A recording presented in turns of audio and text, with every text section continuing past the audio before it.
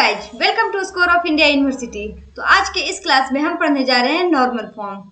अब बताओ ये नॉर्मल फॉर्म किस सब्जेक्ट का टॉपिक है? डीबीएमएस। तो हम आज पढ़ रहे हैं डीबीएमएस का बहुत ज़्यादा इंपॉर्टेंट टॉपिक नॉर्मल फॉर्म। ये होता क्या है, इसका कौन कौन से फॉर्म है, वो सारे का सारे हम इस क्लास में पढ़ेंगे।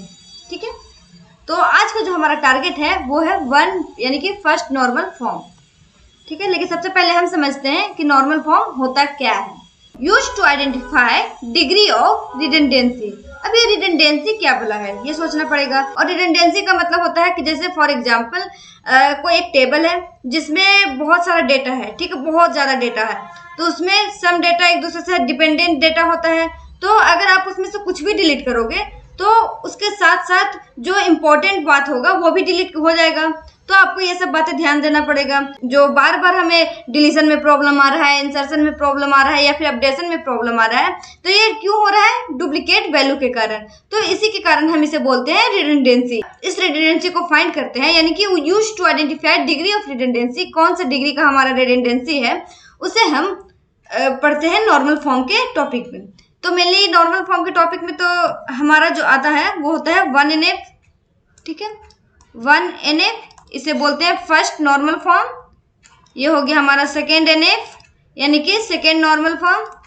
थर्ड NF यानी कि third normal form. Okay, then BCNF यानी कि इसको पढ़ेंगे बॉयकॉट नॉर्मल फॉर्म। तो देखो, रिडंडेंसी तो हम फाइंड करते हैं, लेकिन सिर्फ रिडंडेंसी को फाइंड करना ही हमारा मकसद है। तो आगे आप क्या पढ़ोगे कि जैसे ही हमें पता चला कि 1 नॉर्मल फॉर्म में हमारा रिडंडेंसी है, तो उसे उस टेबल को हम 2 भाग में तोड़ देंगे। जैसे एग्जाम्पल के तौर पे ये टेबल है, ये हमारा जो टेबल है ये हमारा 1 नॉर्मल फॉर्म में भी नहीं है। ठीक है, तो इससे क्या होगा कि इस टेबल को अगर हम इस तरीके से कर दें तो इस तरीके से ये टेबल हमारा इस तरीके से बनेगा। यहाँ पर हमारा मल्टी वैल्यूड नहीं होना चाहिए। तो देखो, जो RDBMS होता है उसमें क्या होता है कि हमारा एटलीस्ट ये फर्स्ट नॉर्मल फॉर्म में होगा ही होगा। यानी कि हम यहाँ पे लिख सकते हैं कि first normal form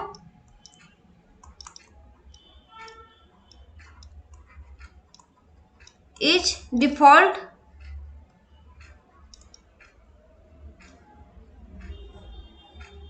normal form for RDBMS। Okay, यानी कि फर्स्ट नॉर्मल फॉर्म में मेनली क्या होता है वो आप समझते हैं। ऐसे जो डिफॉल्ट नॉर्मल फॉर्म होता है वो हमारा फर्स्ट नॉर्मल फॉर्म होता है। तो जो फर्स्ट नॉर्मल फॉर्म होता है उसमें होता है कि हमें मल्टी वैल्यूड अलाउ नहीं है, यानी कि no multi valued attribute in R।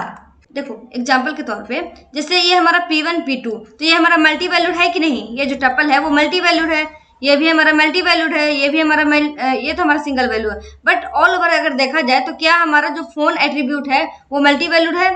ठीक है, तो ये हमारा जो फर्स्ट नॉर्मल फॉर्म है वो हमारा मतलब मल्टी वैल्यूड एट्रीब्यूट उसमें नहीं होना चाहिए। ठीक है, तो क्या होगा उसमें हमारा एटॉमिक या फिर सिंगल वैल्यूड होना चाहिए। तो इसको हम लिख सकते हैं इस तरीके से 1NF should be in single valued या फिर और एटॉमिक। ठीक है, जब भी हमारा फर्स्ट नॉर्मल फॉर्म होगा उसमें यही केस होगा कि उसमें हमारा जो भी एट्रीब्यूट है वो हमारा सिंगल वैल्यूड होना चाहिए या फिर एटॉमिक होना चाहिए, यानी कि इसमें सिर्फ एक ही डेटा होना चाहिए। जैसे यहाँ पर आप इस तरीके से नहीं, यहाँ पर हमारा B नहीं आ सकता, C नहीं आ सकता, D नहीं आ सकता, ये सब नहीं आ सकता, यानी कि इस तरीके से ये सिर्फ सिंगल होना चाहिए। सिंगल यहाँ पर हम ये अलाउ नहीं होगा हमारा फर्स्ट नॉर्मल फॉर्म में। ओके, बात समझ में आई? उसी तरीके से हम सेकेंड नॉर्मल फॉर्म पढ़ेंगे, थर्ड नॉर्मल फॉर्म पढ़ेंगे, BCNF भी पढ़ेंगे। ओके, और उसके बाद ये यूज किस तरीके से होता है वो चीज़ को भी हम देखेंगे। ठीक है जी, थैंक यू।